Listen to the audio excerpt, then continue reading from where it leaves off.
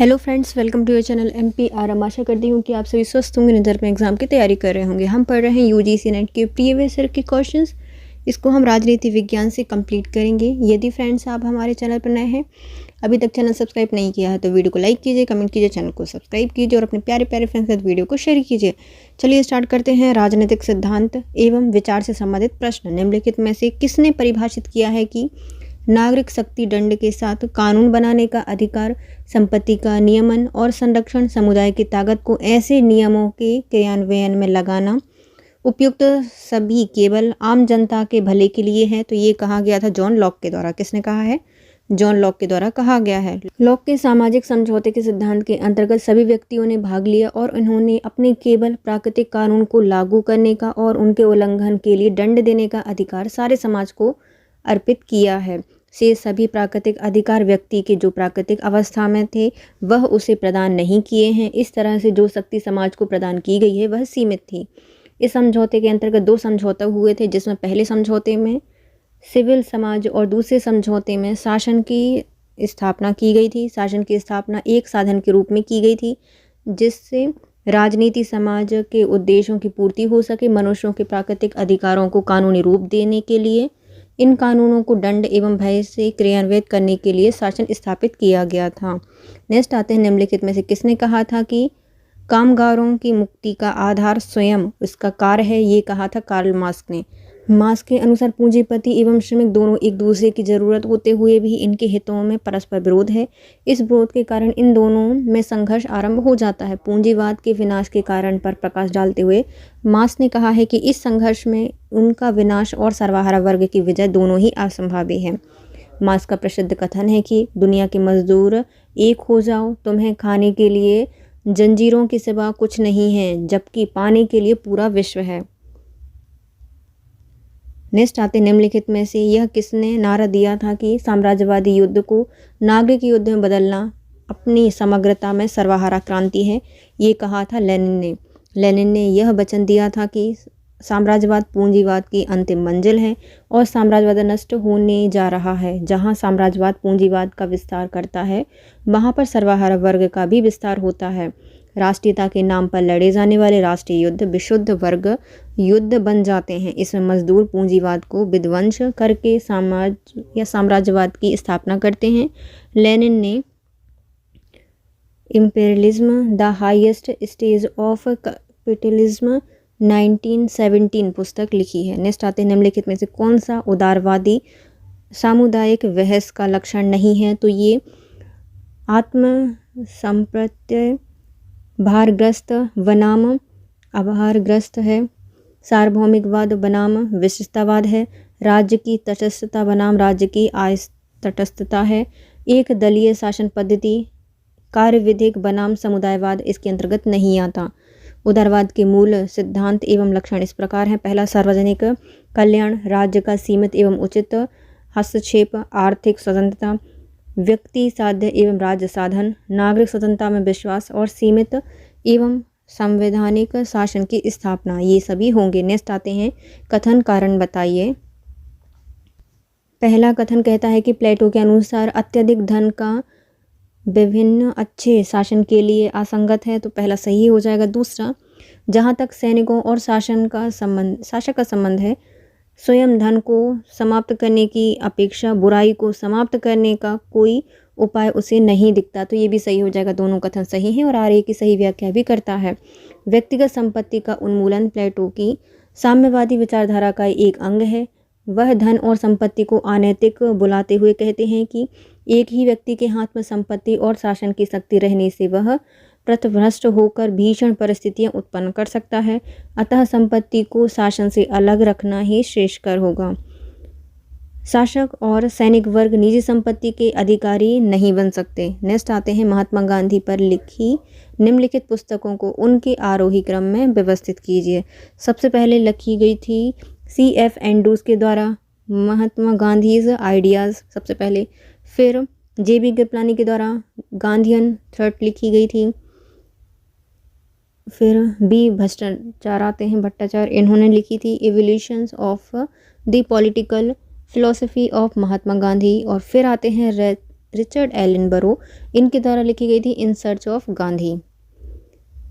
देखो C.F. Andrews, ये गांधी जी के आइडिया पे चलते हैं, है ना। तो C.F. Andrews Mahatma Gandhi ideas से संबंधित हैं। J.B. कृपलानी, इन मतलब गांधी जी की कृपा हुई थी, उनके थॉट की कृपा हुई थी, तो गांधीयन थॉट 1938 में लिखी गई थी। फिर आते हैं B. भट्टाचार्य, इन्होंने लिखा था evolution of political philosophy of Mahatma Gandhi. जो एवोल्यूशंस वगैरह हुए हैं वो भ्रष्ट हैं, नहीं, इसके बारे में इन्होंने कुछ विवरण दिए हैं, है ना। Evolution of political philosophy of Mahatma Gandhi. Next आते हैं रिचर्ड एलन बरो, इन्होंने सर्च किया था गांधी जी को, तो in search of Gandhi Richard Attenborough से संबंधित हैं। नेक्स्ट आते हैं सेंट अगस्टीन की पुस्तक दी सिविटेंट डी कितने भागों में विभाजित है, तो इसको 22 भागों में विभाजित किया गया है। सेंट अगस्टीन की पुस्तक डी सेविटेंट डी 22 भागों में विभाजित है। नेक्स्ट आते हैं निम्नलिखित में से लोकतंत्र के आर्थिक सिद्धांत का प्रतिपादन किसने किया है, तो ये किया गया है एंथनी डाउन्स के द्वारा। अपने गुरु केनेथ एरो के सामाजिक विकल्प सिद्धांत से प्रेरित एंथनी डाउन्स ने प्रजातंत्र का आर्थिक सिद्धांत प्रस्तुत किया था। नेक्स्ट आते निम्नलिखित में से किसने यह कहा था कि क्रांति उत्पीड़ित और शोषित लोगों का उत्सव है, ये कहा था लेनिन के द्वारा। लेनिन कहते हैं कि क्रांति उत्पीड़ित और शोषित लोगों का उत्सव है। इन्होंने क्रांति के मार्गदर्शक सिद्धांत में विश्वास किया था। इनके अनुसार साम्यवादी दल श्रमिकों के पथ प्रदर्शक के रूप में कार्य करते हैं। नेक्स्ट आते हैं तुलनात्मक राजनीति एवं राजनीतिक विश्लेषण से संबंधित प्रश्न। निम्नलिखित में से कौन सा तथ्य डेविड ईस्टन के राजनीतिक सिद्धांतों के पतन के कारण नहीं है, तो यह वैचारिक हास्यवाद इनके पतन का कारण नहीं है, जबकि इतिहासवाद, सामान्य सापेक्षवाद और अति तथ्यवाद इसके अंतर्गत आते हैं। डेविड ईस्टन ने राजनीतिक सिद्धांतों के पतन के निम्न कारण बताए हैं।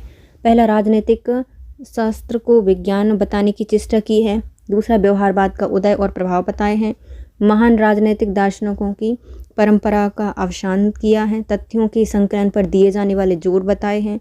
इतिहास की बढ़ती हुई प्रवृत्ति और विचारधाराओं का बढ़ता हुआ प्रभाव इनके द्वारा बताया गया है। तुलनात्मक राजनीति एक स्वतंत्र विचार के रूप में कब विकसित हुई थी, तो ये 1960 के दशक में विकसित हुई थी। तुलनात्मक राजनीति के अध्ययन की परंपरा बहुत पुरानी है। करीब 2500 वर्ष से तुलनात्मक राजनीति के व्यवस्थित अध्ययन के प्रयत्न होते आ रहे हैं, परंतु आधुनिक युग में विशेषतः दूसरे विश्व युद्ध के बाद से तुलनात्मक राजनीति के अध्ययन के कई नए तरीके विकसित हुए हैं। हालांकि इनकी शुरुआत 20वीं शताब्दी के प्रारंभ से ही शुरू हो गई थी। इस तरह से तुलनात्मक राजनीति के परंपरागत उपागम एवं आधुनिक उपागम में अंतर किया जाने लगा है। नेक्स्ट आते हैं आमंड के अनुसार किसी व्यवस्था के निम्नलिखित में से कौन कौन सी विशेषताएं होती हैं, बताइए।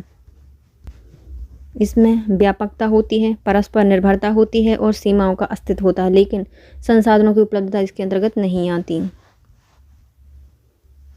आमंड के अनुसार किसी राजनीतिक व्यवस्था के अंतर्गत निम्न चरण होते हैं या निम्न लक्षण होते हैं। पहला, राजनीतिक व्यवस्था के भाग में आत्मनिर्भरता होगी। राजनीतिक व्यवस्था की सीमाएं होगी। राजनीतिक व्यवस्था का पर्यावरण होगा। राजनीतिक व्यवस्था द्वारा बाह्यकारी शक्ति का प्रयोग किया जाएगा। निम्नलिखित में से किसने लक्ष्य परिवर्तन, प्रतिपुष्टि और अधिगम की संकल्पना का प्रयोग किया है, तो ये किया गया है कार्ल ड्यूस के द्वारा। कार्ल ड्यूस का मानना है कि संचार सिद्धांत किसी भी राजनीतिक व्यवस्था की मात्रा के संबंध में सुनिश्चित सूचना दे सकते हैं। सुनिश्चित इस कारण कि इसका आधार परिणामीकरण पर है, ना कि ज्ञान और अज्ञान तत्वों के एक अनिश्चित ढेर पर। इस पर सिद्धांत से यह भी अपेक्षा रखता है कि यह राज्य को अपने लक्ष्यों में परिवर्तित करने, अनुभव से सीखने की क्षमता प्रदान करेगा। इन संकल्पों को उनके लक्ष्य परिवर्तन, प्रतिसंभरण और अधिगम का नाम दिया गया है। नेक्स्ट आते हैं सूची 1 को सूची 2 से मिलाइए। सकारात्मक प्रतिपुष्टि, ये कार्ल ड्यूस के द्वारा दी गई है। नेक्स्ट आते हैं अविकसित का विकास, ये आंद्रे गुंडर फ्रैंक के द्वारा दिया गया है। कुलीन तंत्र का आधुनिकीकरण एडवर्ड सिल्ट्स के द्वारा दिया गया है। और राष्ट्र एक संगठित मानव समूह है, ये कहा गया है ओटेगा गैसेट के द्वारा। सकारात्मक प्रतिपुष्टि कार्ल ड्यूस के द्वारा दी गई है। अविकसित का विकास, यह आंद्रे गुंडर फ्रैंक के द्वारा दिया गया है। कुलीन तंत्र का आधुनिकीकरण एडवर्ड सिल्स के द्वारा दिया गया है। और राष्ट्र एक संगठित मानव समूह है, यह कहा गया है ओर्टेगा गैसेट के द्वारा। नेक्स्ट आते हैं तुलनात्मक राजनीति में संस्कृति पर बल देना निम्नलिखित में से किस वर्ष प्रमुख बन गया था? तो ये 1960 के दशक में प्रमुख बन गया था। तुलनात्मक राजनीति में संस्कृति पर बल देना 1960 के दशक से दिया जाने लगा। 1950 से 1960 के दशक में तीसरी दुनिया के नवोदित देशों में संवैधानिक ढांचे का पतन इस बात की जीती जागती मिसाल थी कि लोकतांत्रिक प्रणाली केवल उपयुक्त सामाजिक वातावरण से ही पनप सकती है और वातावरण किसी देश की राजनीतिक संस्कृति की देन होता है। लोकतंत्र की स्थिरता के लिए अब तक जिन संस्थानात्मक और सामाजिक आर्थिक तत्वों को पर्याप्त समझा जाता था वे अधूरे सिद्ध हुए। इसके साथ ही सांस्कृतिक तत्वों को जोड़ना भी जरूरी समझा गया। नेक्स्ट आते हैं उपद्रव और प्रदर्शन निम्नलिखित में से किसके उदाहरण हैं? तो ये अप्रतिमानित हित समूह से संबंधित हैं। विभिन्न हित समूहों के लक्षण निम्न प्रकार हैं। पहले संस्थानात्मक दबाव समूह। ये दबाव समूह राजनीतिक दल विधानमंडलों में सक्रिय रहते हैं। ये समूह अपने हितों की अभिव्यक्ति के साथ साथ अन्य सामाजिक समुदाय के हितों का भी प्रतिनिधित्व करते हैं। नेक्स्ट आते हैं सामुदायिक दबाव समूह। इनके अंतर्गत व्यवसायिक संगठन, कृषक संगठन, श्रमिक संगठन और सरकारी कर्मचारी के संगठन आते हैं। नेक्स्ट आते हैं असामुदायिक दबाव समूह। ये दबाव समूह धर्म, जाति, रक्त संबंध और अन्य किसी परंपरागत लक्षण पर आधारित होते हैं। नेक्स्ट आता है प्रदर्शनकारी एवं अनियमित अप्रतिमानित दबाव समूह। प्रदर्शनकारी समूह वे होते हैं जो अपनी मांग को लेकर गैर संवैधानिक उपायों का प्रयोग करते हुए प्रदर्शनकारी विरोध एवं प्रत्यक्ष कार्यवाही उसका मार्ग अपनाते हैं। नेक्स्ट आता है निम्नलिखित में से किसने वैधता को उस सदस्य के पक्ष में दोष सिद्ध करने की सत्ता को स्वीकार करना है और उनका पालन करना सही और उचित है कि रूप में परिभाषित किया है? तो ये परिभाषित किया गया है डेविड ईस्टन के द्वारा। डेविड ईस्टन ने व्यवस्था सिद्धांत के विश्लेषण के क्रम में निवेश एवं निर्गत नामक 2 निर्णयों का उल्लेख किया है। निवेश निर्णय के अंतर्गत बेमांग या समर्थनों का उल्लेख किया जाता है। प्रत्येक राजनीतिक व्यवस्था के अंतर्गत पर्यावरण से कुछ मांगें रखी जाती हैं तथा इन मांगों के पीछे समर्थन भी रहता है जो राजनीतिक व्यवस्था में निर्णय लेने वाले का ध्यान और उन मांगों की ओर आकर्षित करता है। मांगों की वैधता व्यवस्था की क्षमता एवं स्थायित्व को समझने में सहायक करती हैं। नेक्स्ट आते हैं निम्नलिखित में से किसने निर्भरता को औपनिवेशी निर्भरता, वित्तीय औद्योगिक निर्भरता और प्रौद्योगिकी औद्योगिक निर्भरता में वर्गीकृत किया है? तो यह डॉस सैंटोस के द्वारा वर्गीकृत किया गया है। डॉस सैंटोस ने निर्भरता को औपनिवेशीय निर्भरता, वित्तीय औद्योगिक निर्भरता और प्रौद्योगिकी औद्योगिक निर्भरता के रूप में वर्गीकृत किया है। नेक्स्ट आते हैं भारतीय शासन एवं राजनीति से संबंधित प्रश्न। निम्नलिखित में से कौन सा तथ्य जयप्रकाश नारायण के दल विहीन लोकतंत्र का लक्षण नहीं है? तो इन्होंने राजनीतिक शक्ति का वितरण किया है, चयनित निकायों द्वारा प्रतिनिधियों की सतत निगरानी की है, अधिकतम दुष्प्रचार नहीं किया, तो इसी गलत हो जाएगा, और सापेक्ष रूप से कम खर्चीला चुनाव इनके द्वारा बताया गया है। जयप्रकाश नारायण के दल विहीन लोकतंत्र के लक्षण निम्न प्रकार हैं।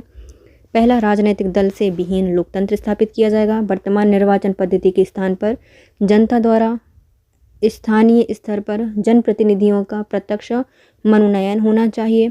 सापेक्ष रूप से कम खर्चीला चुनाव हो। सामुदायिक, समाज एवं विकेंद्रीकरण पर आधारित लोकतंत्र हो। नेक्स्ट आते हैं भारत में खिलाफत आंदोलन का प्रारंभ किस सुल्तान के साथ एकजुटता देखने को मिलती है? तो यह तुर्कियों में देखने के लिए मिलती है। खिलाफत आंदोलन भारतीय मुसलमानों का मित्र राष्ट्रों के विरुद्ध, विशेषकर ब्रिटेन के खिलाफ तुर्की के खलीफा के समर्थन में आंदोलन था। 19 अक्टूबर 1919 को संपूर्ण भारत में खिलाफत दिवस मनाया गया था। नेक्स्ट आते हैं निम्नलिखित में से कौन सी रिट अपर न्यायाधिकरण के जरिए जारी की जाती है जिसने अपने अधिकार क्षेत्र का प्रयोग करने से मना किया जाता है? तो ये है परमादेश। परमादेश रिट उच्चतम न्यायालय या उच्च न्यायालय द्वारा ऐसे अवर न्यायालयों या अन्य उपकरणों के विरुद्ध जारी की जाती है जिन्होंने अपनी अधिकारिता का प्रयोग करने से मना किया हो। भारत में परमादेश रिट के द्वारा अधिकारियों और सरकार के विरुद्ध समुचित कार्यवाही की जा सकती है। नेक्स्ट आते हैं 16वीं लोकसभा का अल्पकालीन अध्यक्ष कौन था? तो इसके थे कमलनाथ। कांग्रेस के वरिष्ठ नेता कमलनाथ को राष्ट्रपति प्रणब मुखर्जी 16वीं लोकसभा के अल्पकालीन अध्यक्ष के रूप में नियुक्त किया गया था। बाद में सुमित्रा महाजन को अध्यक्ष बनाया गया। नेक्स्ट आते हैं सूची 1 को सूची 2 से मिलाइए, लेखक और उनकी पुस्तक बताइए। एस खिलनानी का संबंध है द आइडिया ऑफ इंडिया से। खिल गया, idea of India. Rajni Kothari का संबंध किससे है? तो इनका संबंध है the state against democracy in search of human governance से संबंधित है। आर गुहा का संबंध किससे है? जो आर गुहा हैं इनका संबंध है India after Gandhi the history of the world's largest democracy. ये आर गुहा के द्वारा लिखी गई है और अतुल कोहली के द्वारा लिखी गई है the success of India's democracy. तो देखो हम इनको ट्रिक से याद करेंगे। एस खिलनानी का संबंध किससे है? तो खिल गया है आइडिया, तो आइडिया ऑफ इंडिया से संबंधित हैं। रजनी कोठारी इन्होंने बताया है कि स्टेट के अगेंस्ट में डेमोक्रेसी हो जाएगी तो क्या हो जाएगा? तो भैया सर्च ऑफ ह्यूमन करना पड़ेगा, है ना। तो ह्यूमन को सर्च करना पड़ेगा गवर्नमेंट को। तो Rajni Kothari the state against democracy in search of human governance. और आर गुहा के द्वारा लिखा गया है India after Gandhi the history of the world's largest democracy. R Guha के द्वारा लिखी गई है। और अतुल कोहली के द्वारा लिखी गई है the success of ideas democracy. तो आइडिया का जो डेमोक्रेसी का आइडिया है वो क्या हुआ? सक्सेस हुआ है। किसने बताया? अतुल कोहली के द्वारा बताया गया है। नेक्स्ट आते हैं निम्नलिखित में से कौन कांग्रेस प्रणाली संकल्पना से संबंधित है? तो ये उनका संबंध है रजनी कोठारी से, जो कि कांग्रेस प्रणाली संकल्पना से संबंध है। रजनी कोठारी कांग्रेस प्रणाली संकल्पना से संबंध है। नेक्स्ट आते हैं भारत में कॉलेजियम व्यवस्था सर्वप्रथम लागू की गई थी। ये न्यायपालिका में लागू की गई है। उच्चतर न्यायपालिका में जजों की नियुक्ति की विशेष व्यवस्था को कॉलेजियम व्यवस्था कहते हैं।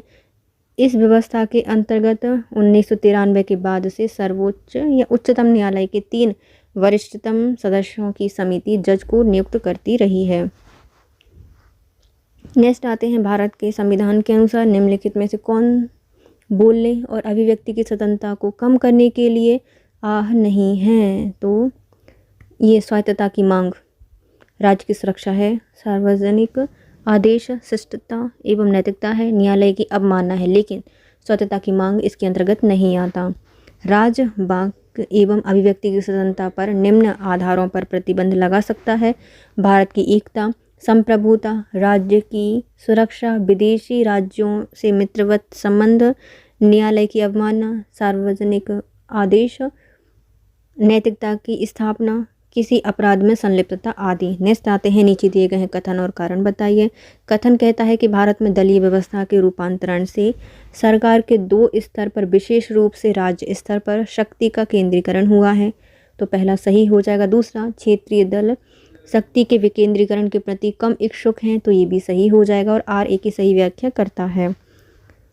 1967 तक भारत में केंद्र स्तर पर और अधिकांश राज्य में इंडियन नेशनल कांग्रेस का आधिपत्य हो गया था। यह पार्टी भारत के राष्ट्रीय आंदोलन की धुरी रही थी। 1977 तक केंद्र में इसका बहुमत रहा। 1967 में कई राज्यों में मिलीजुली सरकार बनी। इसके बाद यहाँ कभी कांग्रेस की और कभी गैर कांग्रेसी मिलीजुली सरकारों का सिलसिला शुरू हो गया। नेक्स्ट आते हैं निम्नलिखित में से किसमें भारत के प्रमुख निर्वाचन आयुक्तों को कालक्रम अनुसार व्यवस्थित किया गया है? तो सबसे पहले आते हैं सुकुमार सेन, पहले निर्वाचन आयुक्त थे। उसके बाद आते हैं SP सेनन वर्मा और TN शेषन और फिर JM लिंगदोह। ये उनका सही क्रम होगा। तो भारत के मुख्य निर्वाचन आयुक्तों का सही कालक्रम है सुकुमार सेन, जो कि 1950 से 1958 तक थे। SP सेन वर्मा ये से 1972 तक, TN सेशन 1990 से 1996 और JM लिंगदोह 2001 से 2004 तक। नेक्स्ट आते हैं, भारत में अनुसूचित जनजाति के लिए निम्नलिखित में से कौन से विशेषाधिकार या प्रावधान किए गए हैं? तो यह लोकसभा, राज्य विधानसभा में सीटों का आरक्षण किया गया है, इनके लिए सही है। केंद्र सरकार द्वारा कल्याण हेतु विशेष अनुदान देते हैं, ये भी सही है। सार्वजनिक सेवा एवं रोजगार में सीटों का आरक्षण किया जाता है, सही है। शिक्षा संस्थानों में सीटों का आरक्षण होता है, ये भी सही है। उपयुक्त सभी सही हैं। भारत में अनुसूचित जनजाति के लिए निम्न प्रकार के विशेष प्रावधान हैं। पहला, लोकसभा, राज्य विधानसभा में सीटों का आरक्षण है। केंद्र सरकार द्वारा कल्याण हेतु विशेष अनुदान देता है। सार्वजनिक सेवा एवं रोजगार में सीटों का आरक्षण होता है और शिक्षा संस्थानों में सीटों का आरक्षण किया गया है। नेक्स्ट आते हैं, उस अधिवेशन या उस विधेयक को क्या कहते हैं जिसमें लोकसभा द्वारा स्वीकृत की जाने वाली सभी मांगे और संचित निधि प्रभार सम्मिलित होते हैं, इसे कहा जाता है विनियोग विधेयक। संविधान में यह व्यवस्था की गई है कि भारत की संचित निधि से विधि सम्मत विनियोग के सिवाय धन की निकासी नहीं होगी। तदनुसार भारत की निधि में विनियोग के लिए एक विनियोग विधेयक पूरा स्थापित किया जाता है ताकि धन को निम्न आवश्यकताओं को पूरा करने के लिए प्रयुक्त किया जाए। लोकसभा में मत द्वारा दिए गए अनुदान और दूसरा भारत की संचित निधि पर भारित व्यय। नेक्स्ट आते हैं, भारत सरकार द्वारा राज्य भविष्य निधि के अधीन प्राप्त धन को कहाँ जमा किया जाता है? तो इनको लोक लेखा या जो पब्लिक अकाउंट्स होते हैं उसमें जमा किया जाता है। भारत की संचित निधि से ऋण के अलावा सभी अन्य सार्वजनिक धन भारत सरकार या उसके लिए भारत के लोक सेवा या लोक लेखा में से ऋण रूप में लिया जाता है, जिसमें भविष्य निधि जमा या न्यायिक जमा, बचत बैंक जमा, विभागीय जमा आदि सम्मिलित होते हैं। भारत सरकार द्वारा राज्य भविष्य निधि के अधीन प्राप्त धन को लोक लेखा खाते में जमा किया जाता है। नेक्स्ट आते हैं, सूची 1 को सूची 2 से मिलाइए। समिति और उनके गठन के वर्ष बताइए। पहले आते हैं अशोक मेहता समिति, इसकी स्थापना 1977 में हुई थी। कराधान जांच समिति, ये 1953 से 1954 में स्थापित की गई। स्थानीय वित्त जांच समिति की स्थापना 1949-51 में हुई थी और GVK राव समिति की स्थापना 1985 में की गई थी। अशोक मेहता समिति 1977 में आई। कराधान जांच समिति 1953 से 54 में स्थापित की गई। स्थानीय वित्त जांच समिति 1949 से 51 में स्थापित हुई और GVK राव समिति 1985 में स्थापित की गई थी। नेक्स्ट आते हैं लोक प्रशासन से संबंधित प्रश्न। निम्नलिखित में से कौन सी बेवर की नौकरशाही की विशेषताएं होंगी? तो नौकरशाही की विशेषताएं हैं, यह व्यावसायिक योग्यता के आधार पर चयन करेगा, अनुबंध के आधार पर नियुक्ति की जाएगी, स्टाफ के सदस्य व्यक्तिगत रूप से स्वतंत्र होते हैं और कामिक पद छोड़ने के लिए भी स्वतंत्र होते हैं। उपयुक्त सभी सही हो जाएगा। बेवर की नौकरशाही की विशेषताएं इस प्रकार हैं, व्यावसायिक योग्यता के आधार पर चयन किया जाएगा, अनुबंध के आधार पर नियुक्त होंगे, स्टाफ के सदस्य व्यक्तिगत रूप से स्वतंत्र होते हैं, कार्मिक पद छोड़ने के लिए स्वतंत्र होते हैं, स्पष्ट श्रम विभाजन होता है, निश्चित कार्यविधियां होती हैं और अवैयक्तिक कार्यविधियां आती हैं। नेक्स्ट आती है, निम्नलिखित में कौन सा कथन प्रशासनिक संगठन के क्षेत्रीय सिद्धांतों की हानियों के संदर्भ में गलत है? बताइए। तो बड़े क्षेत्रों के लिए अनुपयुक्त है, ये पहला ही गलत हो जाएगा। प्रशासन की एक रूपता कठिन हो जाती है, ये सही है। और स्थानीयों को बढ़ावा मिलता है और क्षेत्रीय हितों का भी अधिपत्य होता है, ये तीनों सही है, लेकिन पहला गलत हो जाएगा। प्रशासनिक संगठन के क्षेत्रीय सिद्धांतों की हानि के संबंध में सही हो जाएगा। यह प्रशासन की एक रूपता कठिन हो जाती है, इसमें स्थानीयता को बढ़ावा मिलता है और क्षेत्रीय हितों का अधिपत्य हो जाता है। नेक्स्ट आते हैं, निम्नलिखित में से कौन सा पूर्व प्रचलित योग्यता प्रणाली का विकल्प नहीं है? तो यह विनिमय प्रणाली पूर्व प्रचलित योग्यता प्रणाली का विकल्प नहीं है। विनिमय प्रणाली नहीं होती, जबकि लूट प्रणाली, कार्यालय विक्रय और संरक्षण प्रणाली इसके अंतर्गत आती है। पूर्व प्रचलित योग्यता प्रणाली के निम्न विकल्प होते हैं: लूट प्रणाली, कार्यालय विक्रय और संरक्षण प्रणाली। नेक्स्ट आते हैं, मास्लो द्वारा प्रतिपादित मानवीय आवश्यकताओं के पदक्रम के निम्नलिखित को उनके कालक्रम अनुसार व्यवस्थित कीजिए। पहले आएगा जैव, फिर सुरक्षा, फिर सामाजिक आत्मसम्मान, आत्म एवं प्रत्यक्षीकरण, ये इसका सही हो जाएगा। मास्लो द्वारा प्रतिपादित मानवीय आवश्यकता के पदक्रम इस प्रकार होंगे। पहले जैविक आवश्यकताएं, फिर सुरक्षा, फिर सामाजिक, फिर आत्मसम्मान, फिर आत्म प्रत्यक्षीकरण। पहले मास्लो का मानना है कि एक समय पर एक व्यक्ति के लिए एक आवश्यकता को पूरा करना लक्ष्य होता है, और जब वह उस आवश्यकता को से संतुष्ट हो जाता है तो वह उससे उच्च आवश्यकता को पूरा करने में लग जाता है। अतः यह प्रक्रिया निरंतर चलती रहती है। नेक्स्ट आते हैं, निम्नलिखित में से किस रिपोर्ट की सिफारिश पर ब्रिटेन में योग्यता आधारित भर्ती प्रक्रिया अपनाई गई है? तो नॉर्थ कोटे टेविलियन रिपोर्ट।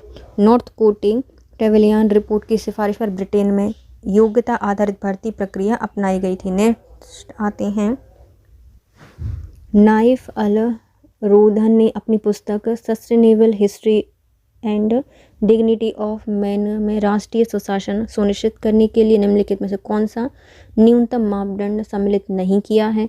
तो इन्होंने साम्यता एवं समावेशन को किया है, कानून का शासन किया है, पारदर्शिता किया है, लेकिन नियंत्रण एवं संतुलन की व्यवस्था इसके अंतर्गत नहीं की गई है।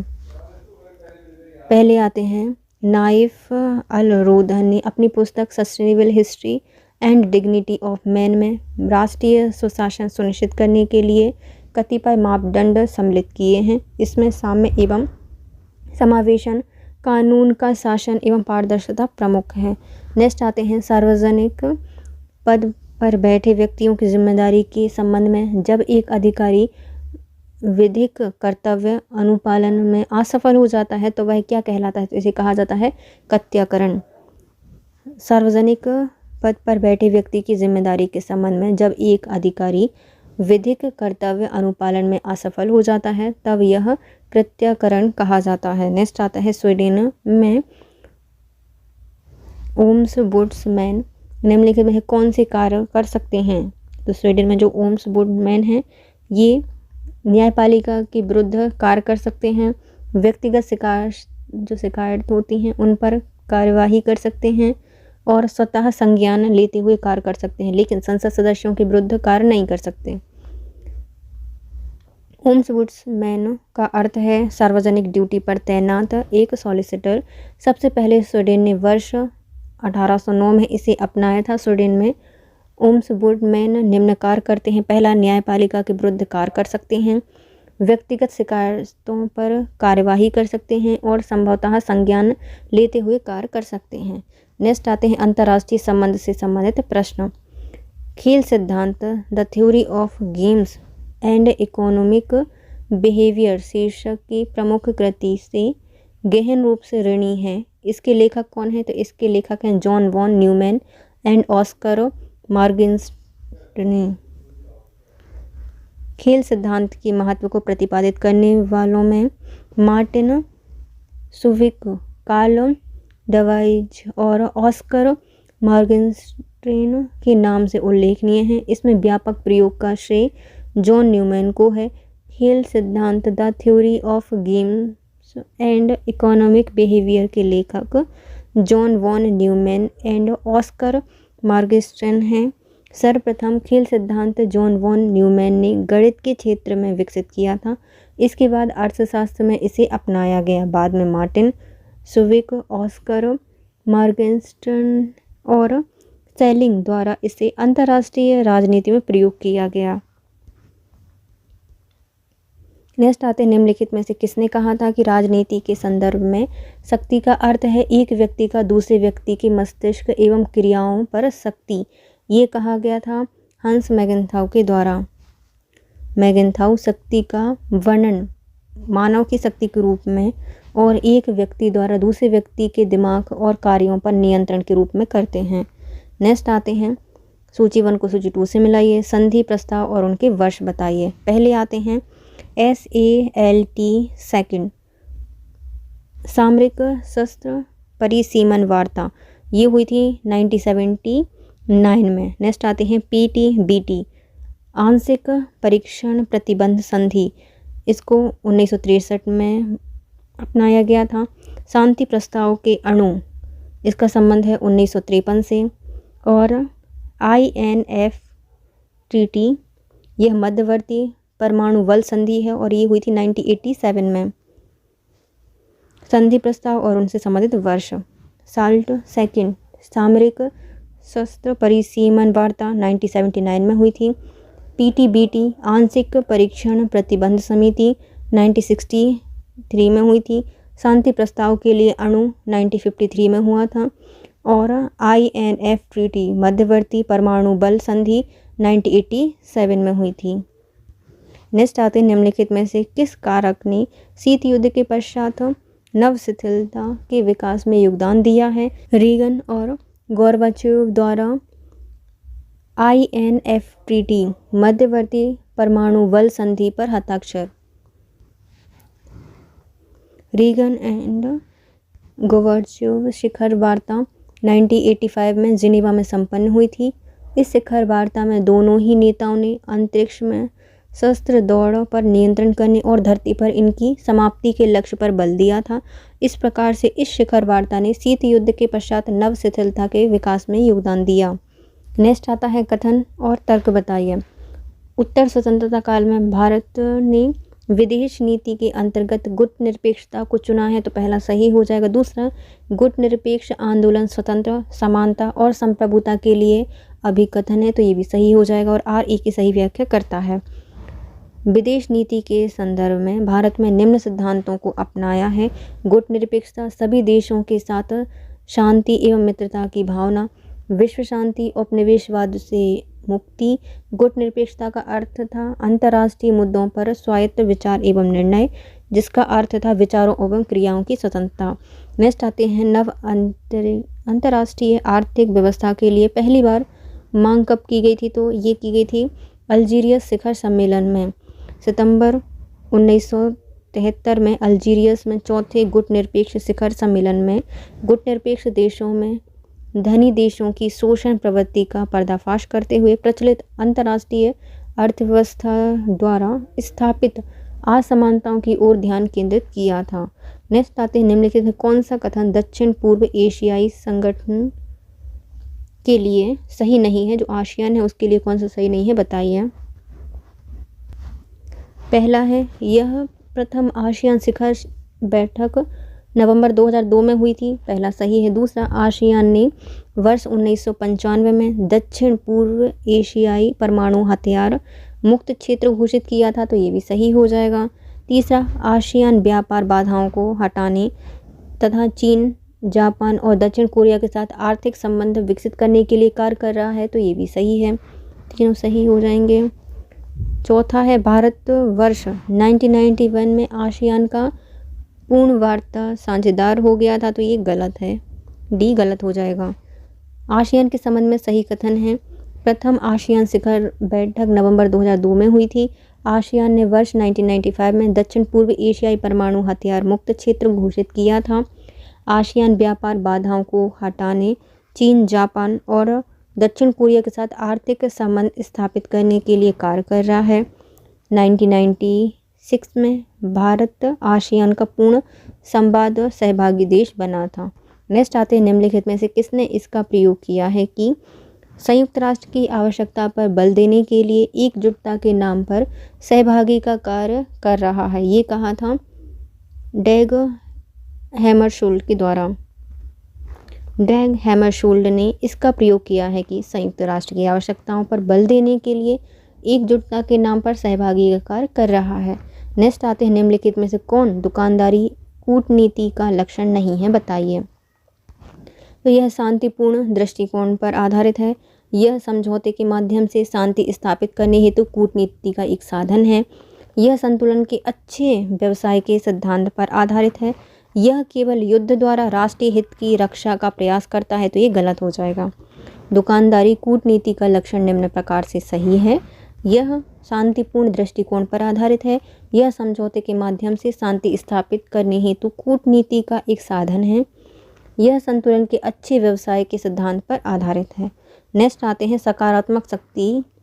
यह सकारात्मक शांति का अभिप्राय क्या है? तो सकारात्मक शांति का अभिप्राय है संबंधों का अंतरण। सकारात्मक शक्ति का अभिप्राय है संबंधों का अंतरण। इसके साथ हमारा आज का वीडियो होता है complete guys. If you like my video please share, subscribe and comment. Thank you so much guys, have a nice day.